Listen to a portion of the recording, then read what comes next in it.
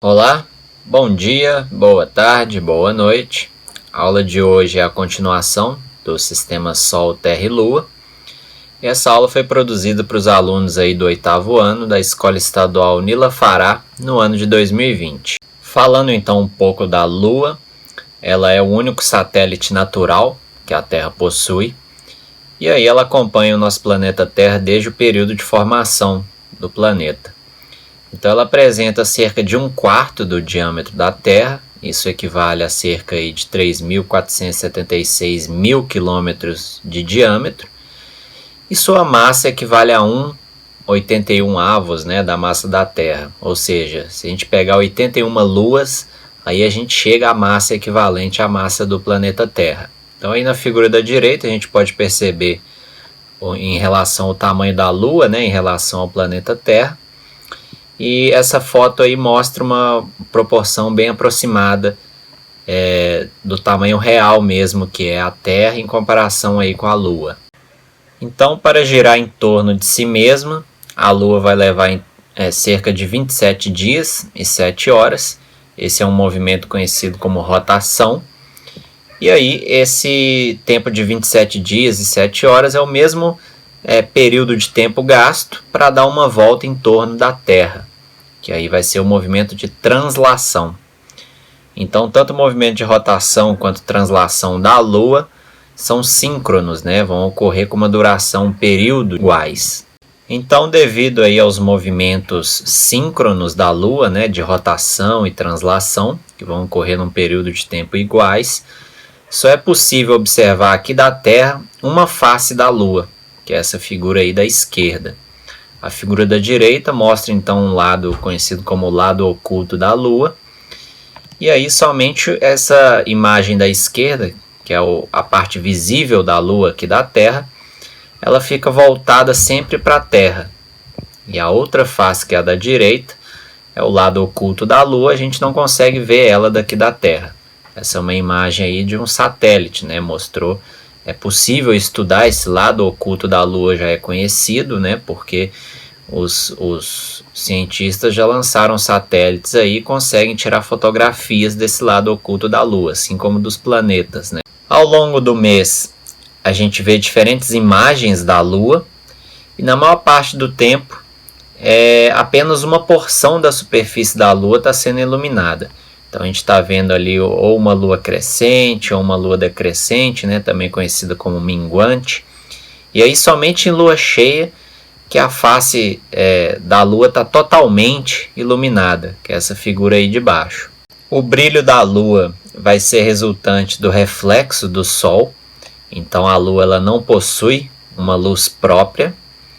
E aí observem na figura da direita, na fase de lua nova, a gente percebe que a Lua vai estar posicionada entre o Sol e a Terra. E aí a face da Lua que está voltada para a Terra, ela não vai ser visível, justamente pelo fato de que ela não vai receber luz solar. Então em Lua nova a gente não consegue ver a Lua no céu. Então depois de 1 ou 2 dias em que ocorreu a Lua nova, já é possível ver aquele aspecto de unha cortada, típico de uma Lua querendo começar a ser crescente. E aí, para quem está, por exemplo, imagina que uma pessoa está no hemisfério norte, vendo a Lua. Vamos imaginar um globo terrestre, a pessoa está no hemisfério norte, vendo a Lua em formato de D. E aí imagina que ela vai viajar a alta velocidade, do hemisfério norte em direção ao hemisfério sul.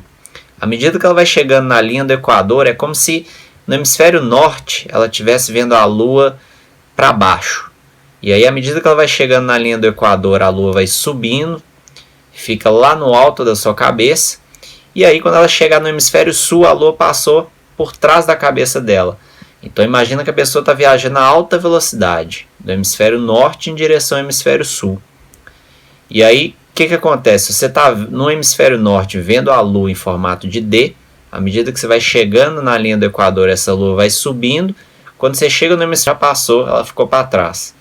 E aí você já vai ver a Lua no sentido contrário. Então se você está no hemisfério norte vendo no formato de D, quem está no hemisfério sul vai ver essa Lua no formato de C. Justamente o formato oposto. Como se estivesse A ideia é mais ou menos essa, como se você tivesse visto no sentido, a Lua, né, vendo a Lua no sentido contrário. Então, após 7 dias em que ocorre essa Lua nova, aí sim, já temos a fase que a gente está vendo aí na figura da direita, lá embaixo, que é o quarto crescente, né, da Lua, esse formato de C. Após 7 dias da Lua crescente, já é possível ver uma Lua cheia, acompanha aí na figura da direita. Então os raios solares estão iluminando completamente a face da Lua. E aí após 7 dias já é possível ver a Lua minguante, ou também conhecida como Lua decrescente, acompanha aí na figura da direita lá no alto. E aí um observador que está, por exemplo, no hemisfério sul, ele vai ver, se ele está vendo a Lua no formato de D, uma pessoa que está no hemisfério norte vai ver o outro lado, né, digamos assim, no sentido contrário, a Lua vai estar no formato de C. A Lua, ela vai ser capaz aí de provocar a subida e descida das águas, né? Então você vai ter variações aí nos níveis dos oceanos e mares, são conhecidas as marés, né, conhecidas como marés.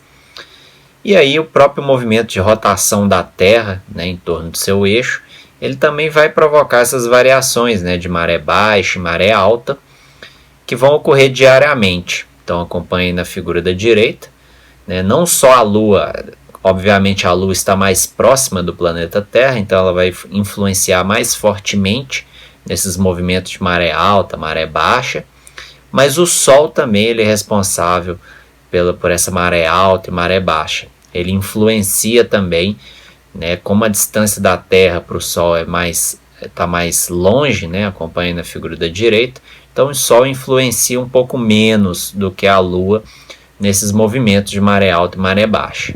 E esses movimentos aí das marés acontecem da seguinte forma: à medida que certa região da Terra está próxima da Lua, então você vai ter uma maré alta, e aí quando certa região da Terra vai estar mais afastada da Lua, né, devido a esse movimento de rotação, a gente vai ter a maré baixa.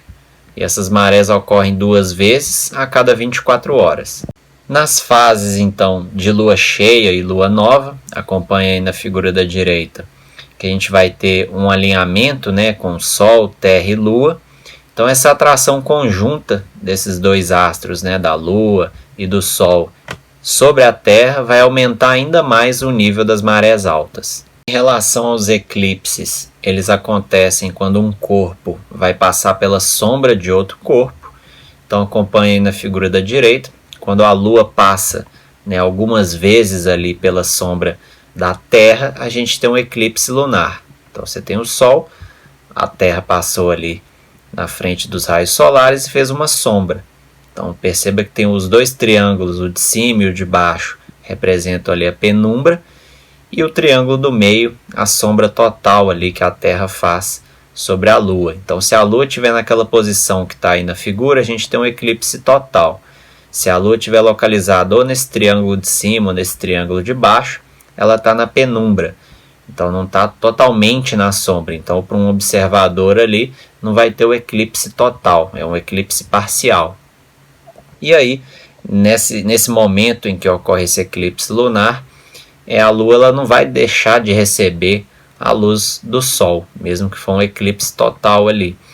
Então algumas vezes a Lua pode ter esse aspecto que a gente está vendo aí na figura de baixo, que é avermelhada, justamente porque a atmosfera terrestre ela consegue desviar alguns raios solares que acabam refletindo ali na Lua e dando esse aspecto avermelhado para ela. Mas apesar da Lua aí não deixar de receber a luz solar totalmente, mesmo que alguns raios sejam desviados pela atmosfera e desse aspecto avermelhado para ela, em algumas partes do planeta ali pode ser que em alguns momentos a Lua deixe de ser totalmente visível. Outras vezes pode ocorrer, por exemplo, da Terra passar pela sombra projetada aí pela Lua. Então nesse caso a gente vai ter o eclipse solar.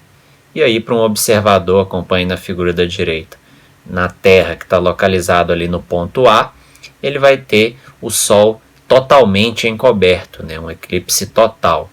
E aí para um observador que está na Terra ali na posição B, ele vai ter o Sol coberto parcialmente. Então acompanhe na figura de baixo, né? Um Sol totalmente encoberto. E aí na figura da direita, uma sombra projetada ali, uma foto de satélite, né, real, que mostra uma sombra que a Lua provocou aí na superfície terrestre. Essa aula, então, utilizou como referência o próprio livro didático A Poema, adotado pela Escola Estadual Nila Fará, no ano de 2020, e esse livro faz parte do Programa Nacional do Livro Didático.